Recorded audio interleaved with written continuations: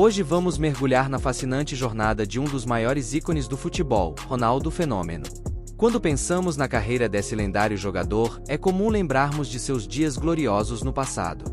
No entanto, o que muitos não percebem é que Ronaldo foi muito além das expectativas e surpreendeu o mundo com seu retorno triunfante ao futebol, especialmente durante seu período no Corinthians.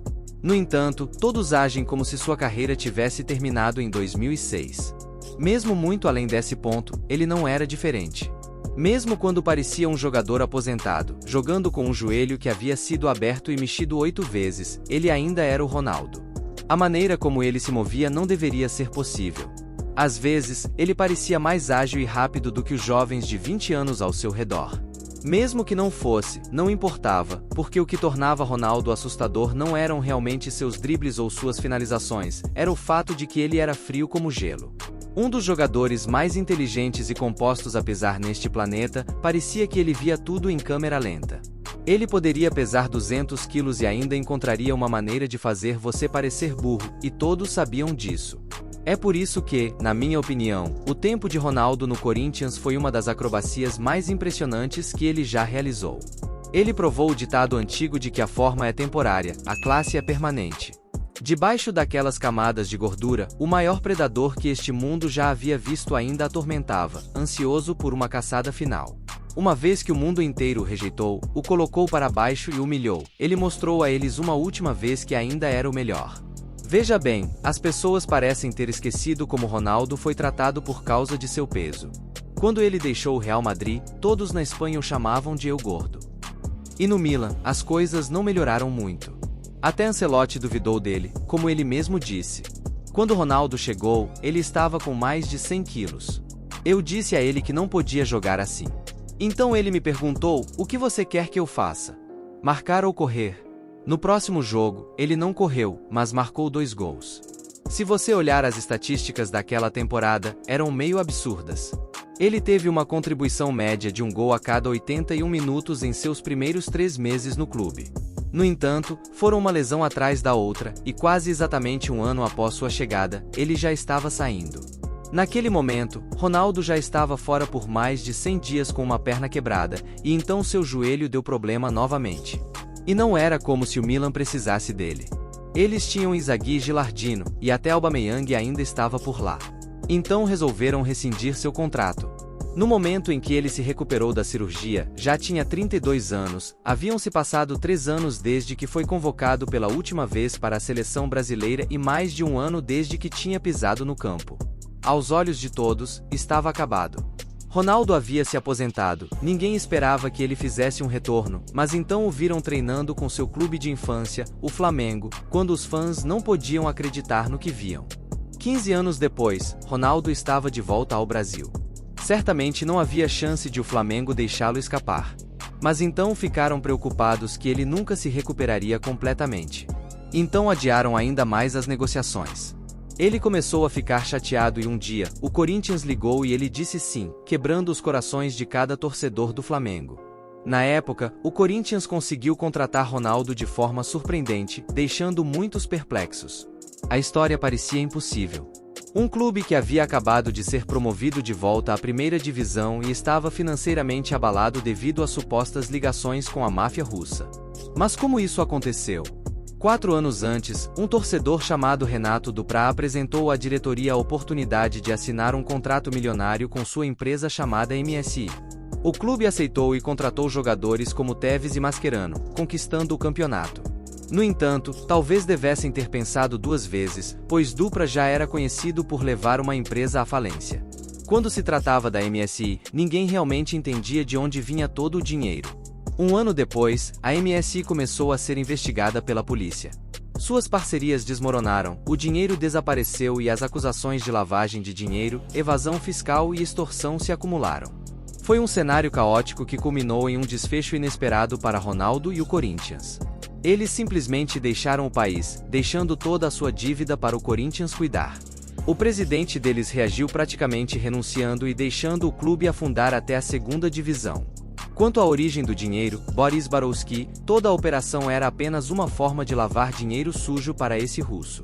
Não é de surpreender que o novo presidente deles, Andrés Sanches, também não achasse possível assinar com Ronaldo. No entanto, independentemente disso, depois de um pouco de convencimento, ele decidiu dar um tiro no escuro e funcionou. Um dia depois de passar horas sentado em um hotel discutindo todas as demandas que o agente de Ronaldo havia feito, com as coisas parecendo piorar, ele se levantou para fumar um cigarro no banheiro, pediu para Ronaldo acompanhá-lo, e uma vez que ficaram a sós, Ronaldo perguntou a ele: "O que você quer fazer?" E ele disse: "Eu quero que você volte, mas a quantia de dinheiro que você está pedindo é uma loucura. Você está pedindo por todos os patrocínios e acordos. Acabamos de sair da segunda divisão. Não temos tudo isso." E Ronaldo disse a ele: "Não se preocupe. Nem precisamos decidir sobre um salário. Eu só quero jogar." E foi isso. Mesmo que o agente tenha ficado um pouco chateado, não importou. Apenas alguns dias depois, o contrato foi anunciado, e os fãs enlouqueceram. Ao olhar para sua apresentação, você pensaria que o maior de todos os tempos havia chegado. Seu sonho era simples: marcar 30 gols na temporada, ganhar a Libertadores e tentar a sorte no Mundial de Clubes da FIFA. Entretanto, digamos apenas que todos os outros pareciam achar isso excessivamente otimista. Segundo a imprensa, Ronaldo pesava 97 quilos na época, o que ironicamente já era otimista em si, já que o Corinthians confirmaria anos depois que ele estava realmente com 115. O clube também estava longe de se recuperar de tudo o que aconteceu. O vestiário em seus campos de treinamento era literalmente um container de transporte. Os jogadores frequentemente reclamavam que tinham que ficar nus, olhando para o chuveiro esperando a água quente chegar. Ronaldo admitiu que, quando viu tudo aquilo, ligou para o presidente e disse: "Cara, onde você me trouxe? Chove mais dentro do vestiário do que fora dele."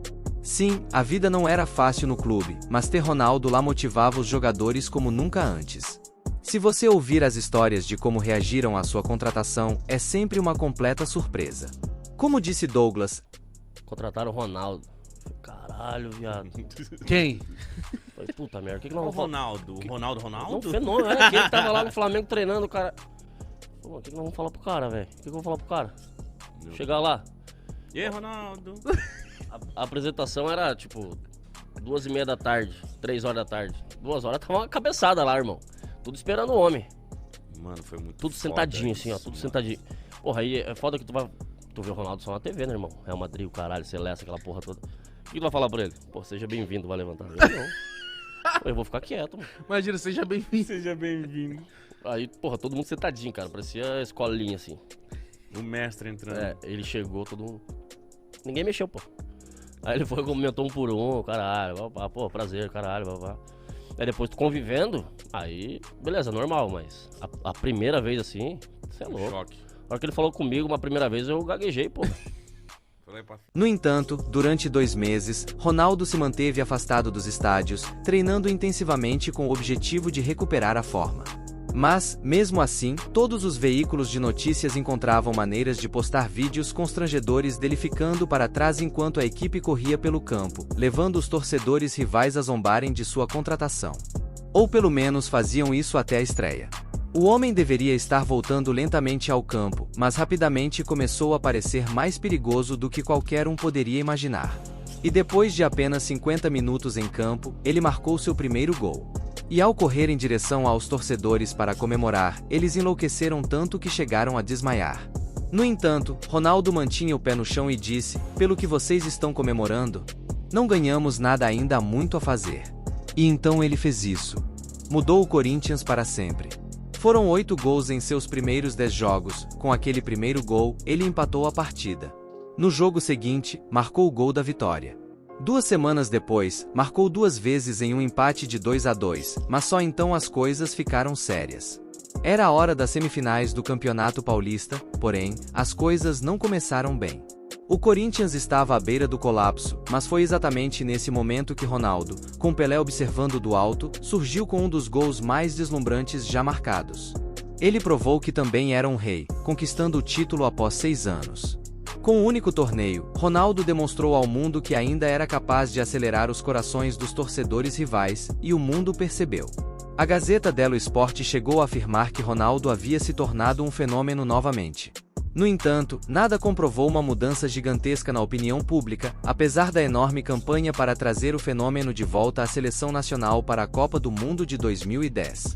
Mesmo Romário declarando que Ronaldo sempre seria um dos maiores do mundo, um artilheiro nato. Infelizmente, o técnico da seleção brasileira não parecia convencido. Sem desanimar, Ronaldo não parou.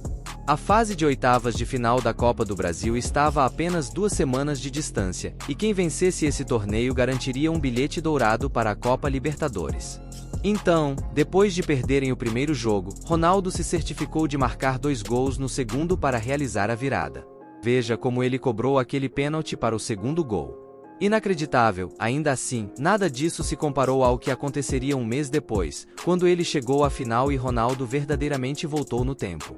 Ele partiu para uma corrida incrível, recuperou a bola e mandou para o gol pelo poste mais próximo, marcando o gol que lhes daria o título de campeões da Copa do Brasil apenas 8 meses depois de terem disputado sua última partida na segunda divisão.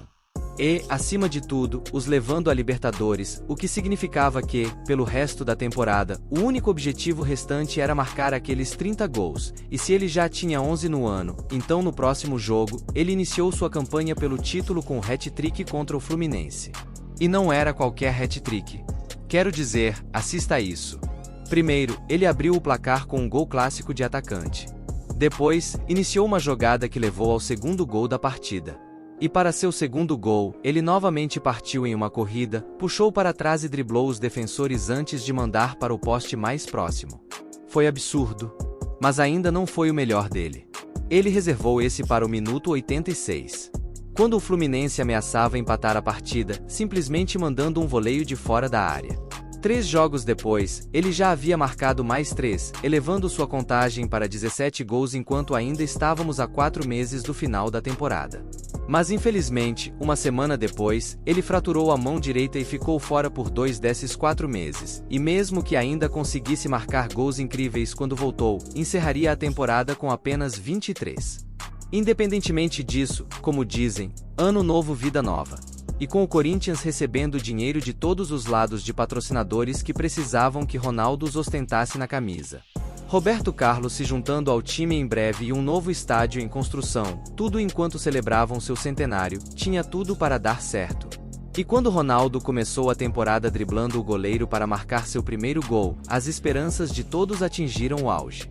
Mas então, Ronaldo se machucou novamente com uma lesão na panturrilha, e embora isso não fosse o suficiente para derrubá-lo, as lesões continuaram surgindo e, por mais que ele se esforçasse ao máximo para garantir que o Corinthians ao menos se mantivesse na Libertadores, conseguindo marcar os gols decisivos em casa e fora contra o Cerro Porteño, depois enfrentaram o Flamengo e, embora ele tenha marcado para colocá-los à frente, não conseguiram segurar a vantagem e acabaram sendo eliminados pelos gols fora. Assim, desse modo, o lendário projeto Libertadores chegou ao fim. Estava exausto, e para piorar tudo, o treinador da seleção confirmou que Ronaldo não estaria na Copa do Mundo. Esses meses o esmagaram, as lesões pioraram e a equipe médica decidiu retirá-lo do time antes que tudo desmoronasse. De maio a outubro, ele fez apenas 2 aparições. Teria sido incrivelmente fácil, simplesmente dar um ponto final e pendurar as chuteiras naquele momento, mas felizmente para ele, na sua ausência, seus companheiros de equipe conseguiram manter o time no topo e, contra todas as probabilidades, com poucos jogos restantes na temporada, ainda estavam lutando por uma vaga na Libertadores do próximo ano. Então, Ronaldo voltou e foi extremamente decisivo mais uma vez, marcando 4 gols e dando uma assistência nos últimos 6 jogos da temporada, garantindo 2 empates e uma vitória contra o Cruzeiro, rapidamente conquistando mais 5 pontos e consolidando o 3º lugar de vez. De repente, ele tinha mais uma razão para continuar. Com seus 34 anos começando, os dias chuvosos tinham acabado e, embora Ronaldo mesmo tenha admitido que até chegar à pré-temporada é um enorme desafio, ele foi visto até competindo com seus companheiros de equipe nos treinos. Parecia mais em forma do que tínhamos visto há um tempo, mas contra todas as probabilidades, apenas 4 jogos na temporada. O Corinthians foi eliminado da Libertadores em uma gigantesca surpresa contra o Deportivo Tolima. No dia 14 de fevereiro de 2011, Ronaldo surpreendeu a todos e convocou uma coletiva de imprensa, pediu desculpas publicamente pelo fracasso da equipe. Dava para ver o quanto aquilo significava para ele, ele estava literalmente engasgando as lágrimas e então veio a pior parte. Há 4 anos em Milão, descobri que estava sofrendo de uma doença chamada hipotireoidismo. Ela retardou o meu metabolismo. A única forma de combatê-la era com um medicamento que é considerado doping se você é jogador de futebol, então escolhi não tomá-lo.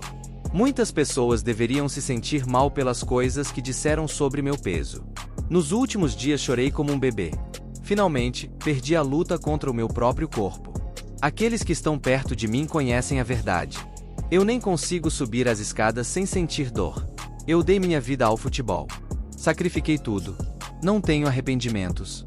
Mas agora preciso ir. Ao sair, mesmo que ao longo desses 3 anos ele tenha conseguido dar ao clube apenas alguns meses bons, o presidente o aclamou como o maior ídolo que o clube já teve. 4 meses depois, ele jogou sua partida cerimonial e mesmo depois de várias injeções, só conseguiu permanecer em campo por 15 minutos. E esse foi o fim da carreira de Ronaldo como jogador de futebol. Você sabia de todos os detalhes da história de Ronaldo no Corinthians? Comenta aí embaixo. Se você gostou desse vídeo, não se esqueça de deixar o like, se inscreva no canal e ativar o sininho para não perder os próximos vídeos. Até a próxima!